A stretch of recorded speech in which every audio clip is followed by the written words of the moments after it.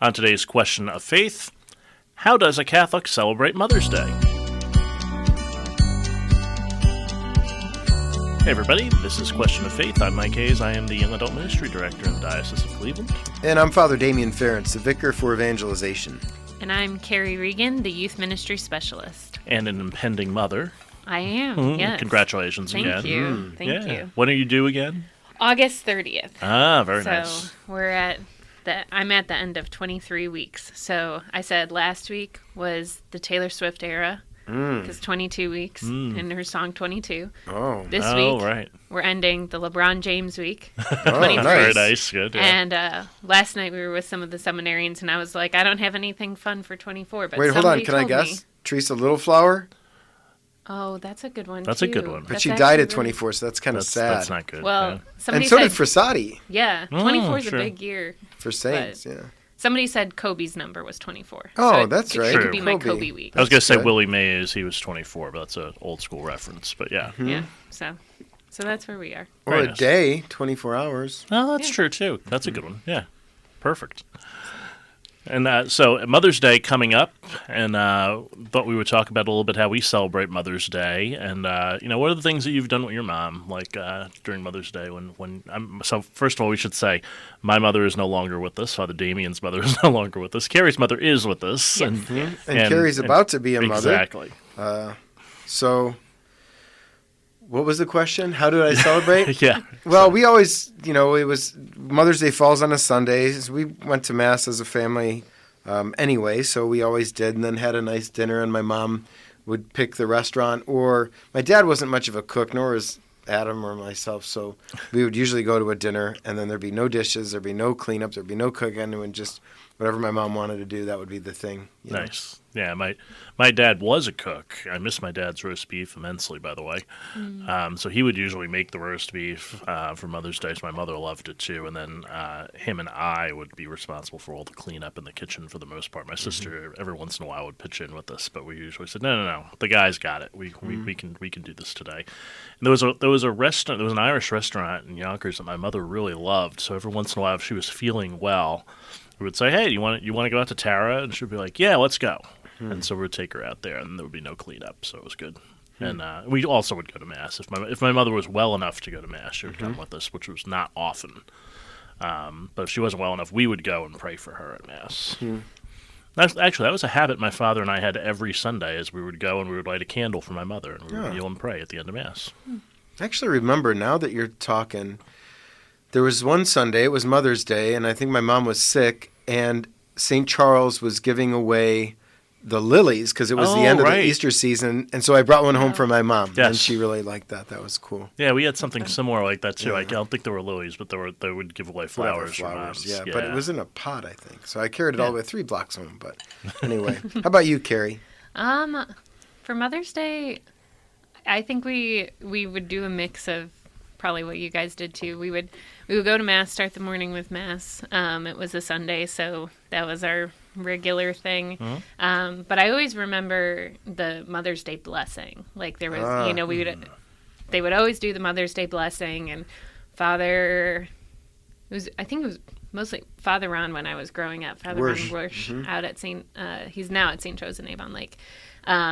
He'd say, okay, everybody, go ahead and put your hand on your mother's shoulder as we pray for them. Or if, somebody was there by themselves, just extend your hand toward a mother around. But it was really fun as a kid to, pray for your mom that way and, really just get to pray over them and with them. And so Father Ron would do the blessing. And, and then we'd go... I think sometimes we would go to my grandma's house and everybody would be there and celebrate Mother's Day together. Sometimes we'd do it at home. Sometimes we cooked. Sometimes we went out. I think there was one year where we went out and Dad was really excited about the place.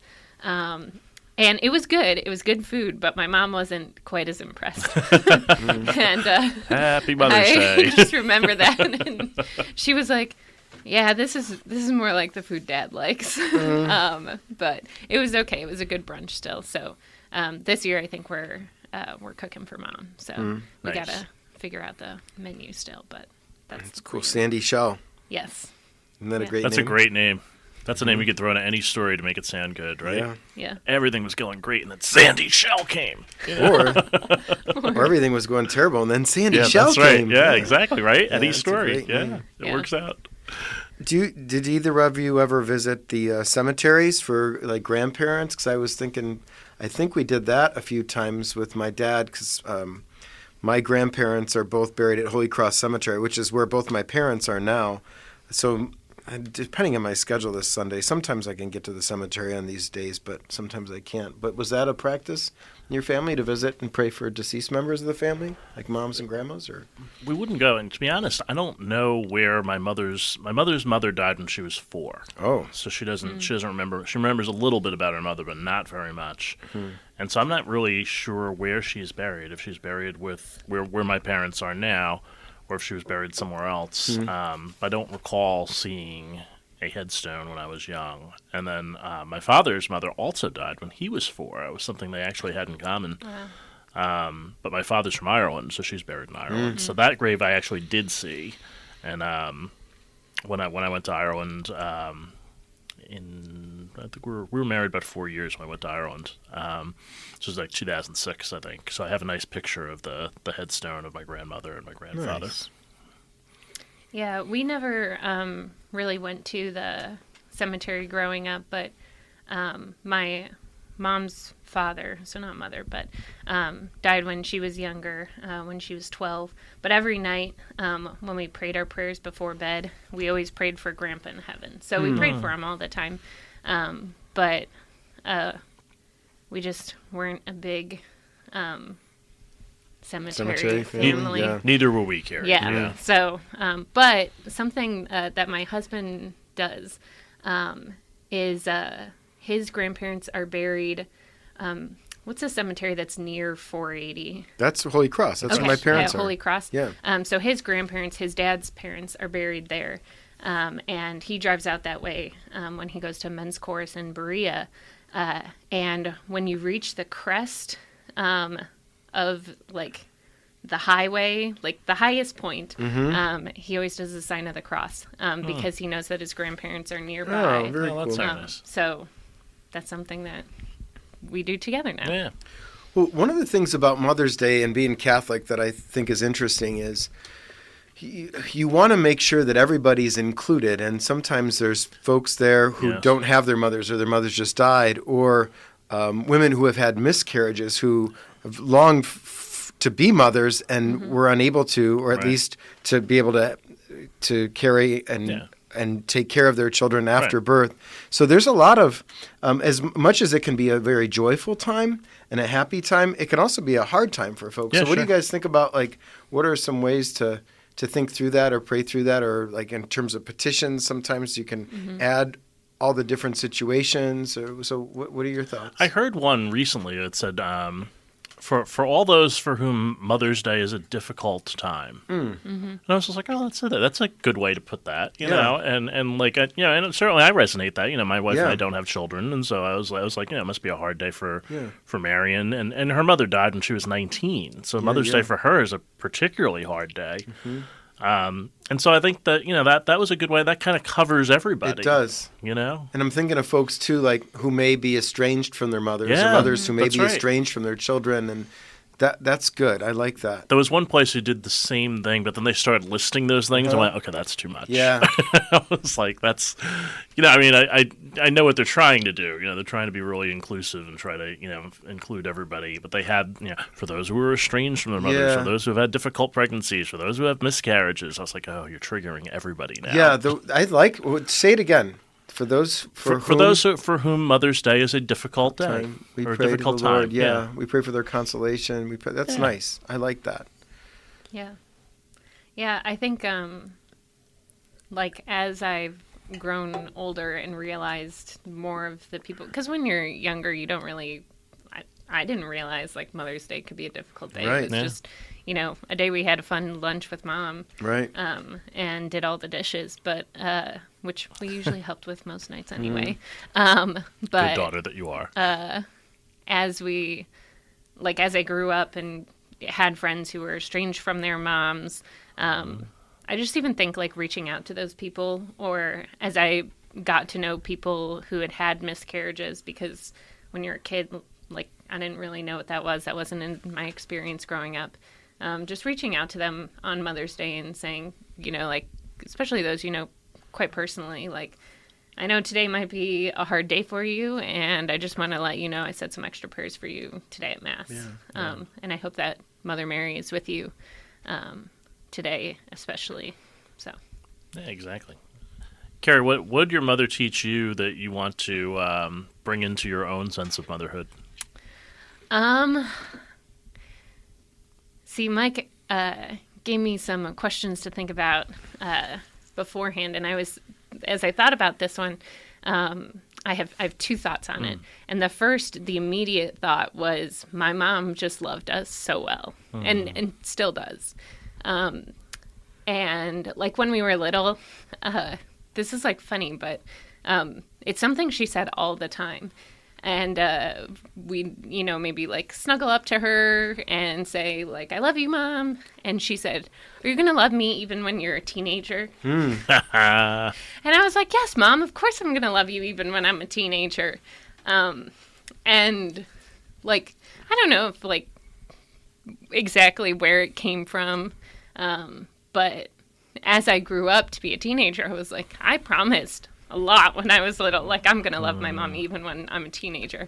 So now that I'm a teenager, like, I really got to love my mom. And so then when I was a teenager, I switched it to, like, I'll love you even when I'm in college. When I was in college, I'll love you even when I'm older. Yeah. So I don't really have the what it is today, but I love you, Mom. And I know that she loves me and my brothers a lot, too. So just the way that she loved us growing up and always told us and made sure we knew was a big one. And then the second one is a memory that is like stronger of like my mom and my brothers, but I was there to witness it. It just kind of happened more when they were in high school. So like it was more fresh in my mind because I was older. And I'm sure she did this for me as well, but strongest for my brothers is my brothers were way more sporty than I was. I was not a very sporty child. And my brother, Timmy specifically, both of them played soccer and lacrosse for some time at Benedictine. And my mom would go to as many games as she could. And she was usually able to make most of the home games. And there were other parents that, for many different reasons, life is very busy. Sure. They play a lot of games. Yeah. Cannot make it to all of them. And my mom would cheer on everybody. She would cheer for her boys the loudest, but she would cheer for everybody very loud. And at the beginning of the season, she would go up to the coach and say, I need the numbers, I need their names, like, so that I can cheer for them by name. And like, especially in lacrosse, they got helmets on. Yeah, right. So she really had to know the number and the name because she can't see who it is exactly. And it was funny because, like, my mom would scream really loud, "Go, Timmy!" And his classmates, his teammates, would somewhat laugh at it, like, oh, that's so funny, your mom cheers for you. But then she's like, "Go, Derek! Go, Johnny!" Which is my other brother, but go. She would have cheered for you if you were on the team. Go, Damien! Go, Father Damien! Go, Mike! But she cheered for everybody, and she wanted everyone to know that someone was there watching them do a good job. Someone there was there and saw their goal, and she just had this way of making everyone feel like seen and known. Yeah. And so I don't know if neither John or I are particularly sporty, so I don't know if our children will be sporty.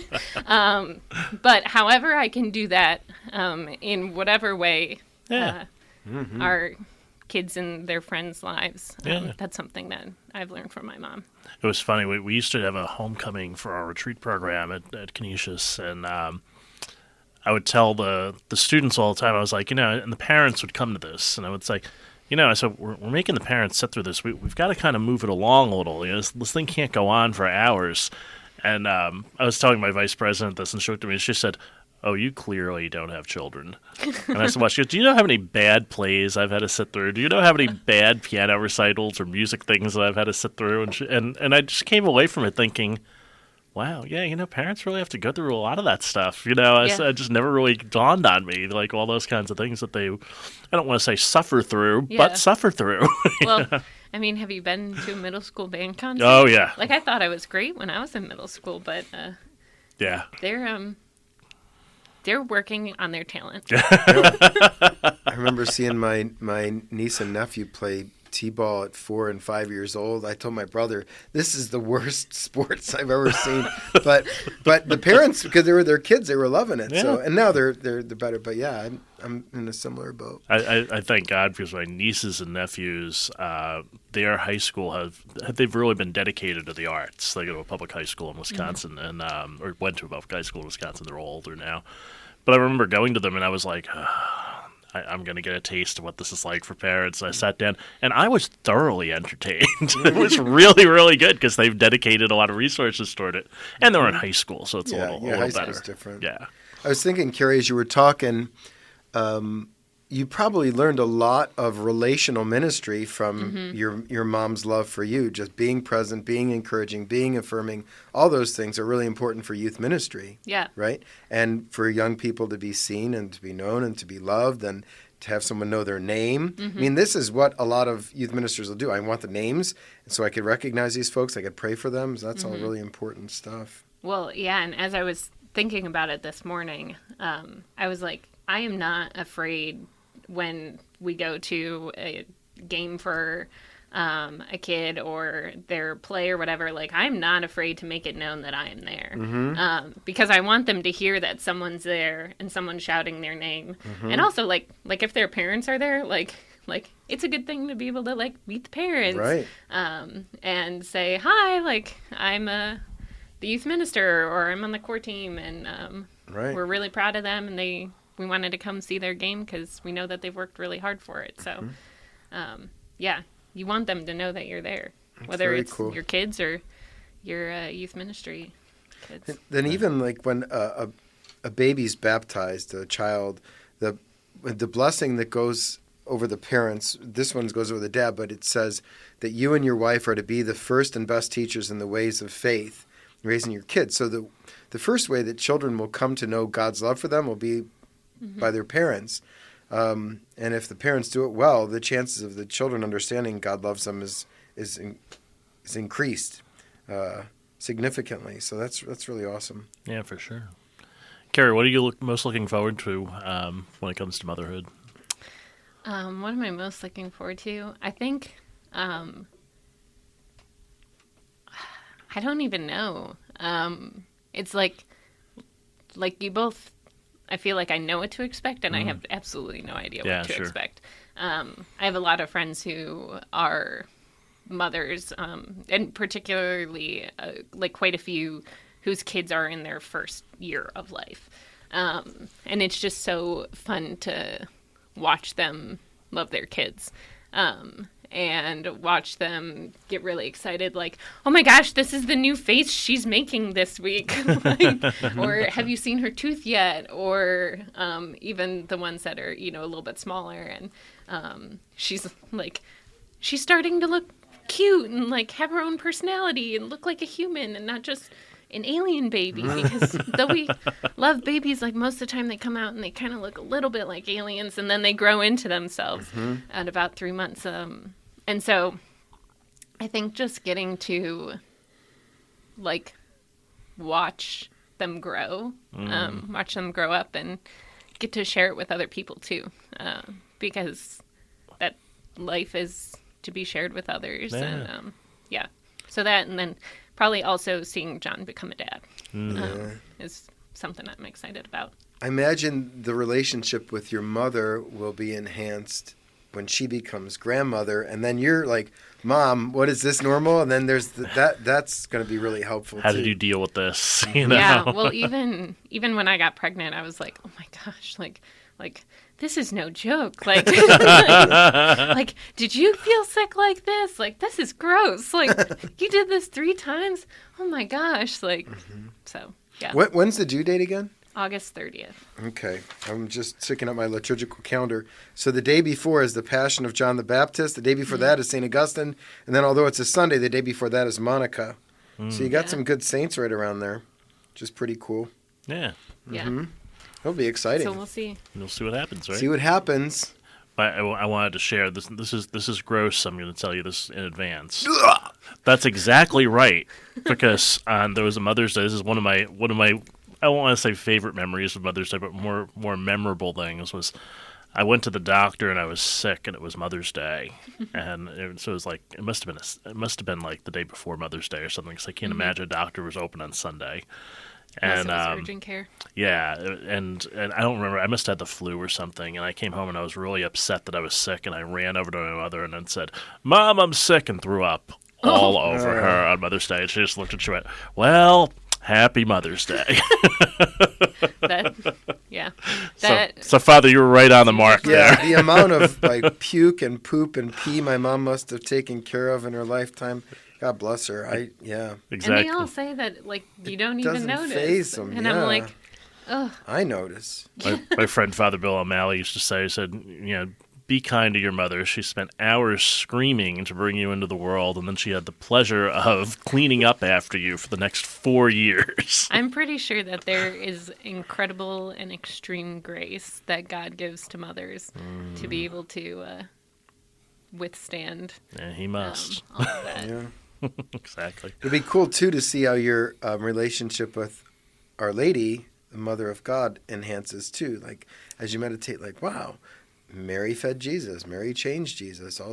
I'm doing those sorts of things now. There's a more of a relation and a unity because of experience, There is. And even a couple times, like, especially in the early parts when I wasn't feeling as well, John would say, like, ask Mary for help. Like, Mary, didn't feel good, I'm sure, and this and that. And now I have some more theological debates on, Mary's pregnancy and things that I could go into, but I will not. Another show. That's a whole other podcast. But bring it back for that one. It definitely did, like, okay, Mary, how did you get through this? How can I get through this? And some of the saints, like Saint Gianna. Great patron of mothers as well. So I used to think on the ride to Bethlehem, Mary on the donkey being pregnant, that must have been not a fun ride for her. Yeah. And I could settle on she was definitely uncomfortable. Sure. Exactly. So this is great. So happy Mother's Day to all of your mothers out there, both living and deceased. And if Mother's Day is a particularly hard time for you, know that we're praying for you here. Certainly. Hey, things to celebrate. 6 new deacons in the Diocese of Cleveland this past weekend. And I went out to St. Jude's in Elyria for Bill Elwer's first Mass. He had the Vigil Mass right after ordination. That's how my dad did it. Yeah, exactly. I think that might be, God willing, next year's is supposed to be it for me. So I think that's what I'm going to do. I think I'll be the Vigil Mass. It was nice, yeah. We were trying to work this out amongst our classmates the other day. We said, how can we go to each other's first Mass? It's hard when you have a lot. Yeah, and there's 6 of us, so it'll be hard. But I think we figured it out, but we'll talk about that another time. And so I was at St. Jude's in Elyria. I had not been there before. Lovely church. The pastor was really, really welcoming, and there were a lot of people there. Yeah. He's a CSJ from the Congregation of St. Joseph. He's Italian. Yes. Wonderful guy. I see him around Elyria Catholic. He's really involved in the young people and the school. And he had that real Italian hospitality. He wanted to make sure everybody was welcomed and everything. He was very, very, very charming to Bild's family, Deacon Bild's family now, as we went through everything. And was that his assignment? Yeah. So, that's interesting because it wasn't supposed to be. Initially, he was told that he was going to go to the other Elyria parish, St. Mary's, and then the deacon at St. Jude's had decided to retire, and he said, instead of me helping out here, why don't I help out at St. Mary's, and you can assign Bill to his home parish. And the bishop thought that was a grand idea, so they changed it. So Bill was very surprised when they said, you're going to go to St. Jude's. Yeah. So it was all a lot of fun for everybody involved. But yeah, no, it was a lovely church. I had not been there before. I haven't been there since the late. No, I was my classmate Father Joe Warner was assigned there in 2003, so that was probably the last of it's 20 years now. Yeah, So sort of in the round.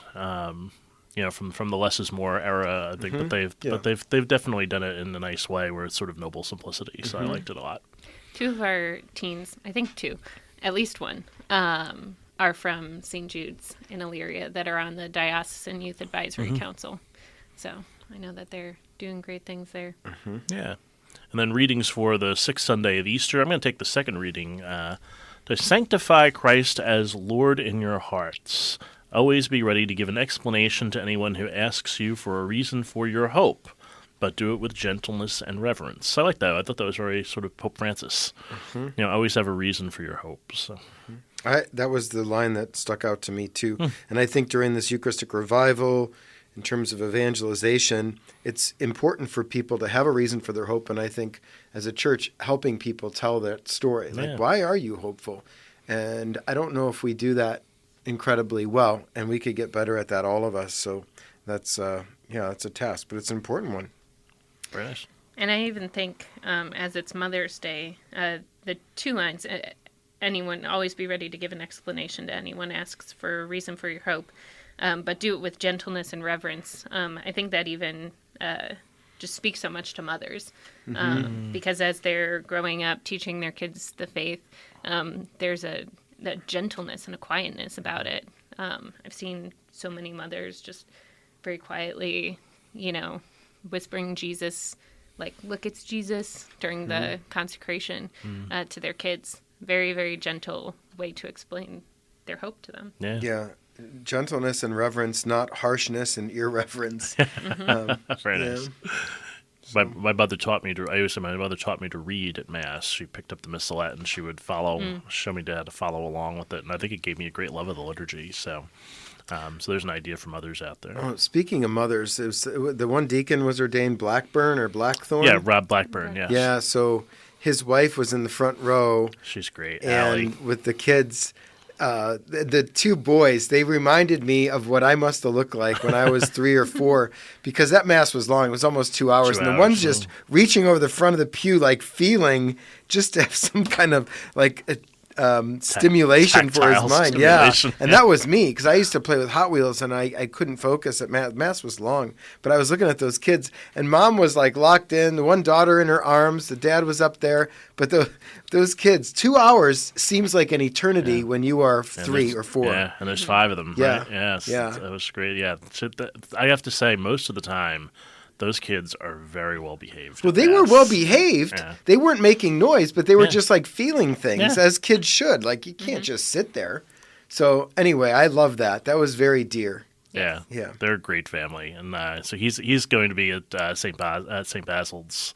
I went to his first Mass on Sunday also, which was great. Did a great job. That's the youngest parish staff in the whole diocese. Yep. Yeah, he's the youngest a deacon could possibly be. He's 35 now. And so his pastor's 40, and Aaron Hogan's in her mid-20s, and Tommy, they got good things going there. Yeah, great parish, packed church on Sunday. Yeah, so happy Mother's Day, upcoming Mother's Day for you, Cari. Thank you. Happy Mother's Day to your mom and grandmother, yes? John has a grandmother alive still, and John's mom as well. So. Nice. Happy Mother's Day to your mother in heaven, Father. Grazie. And to my mom, Evelyn. I hope you're having a happy Mother's Day in heaven as well. So we'll have that and a whole lot more next time on Question of Faith.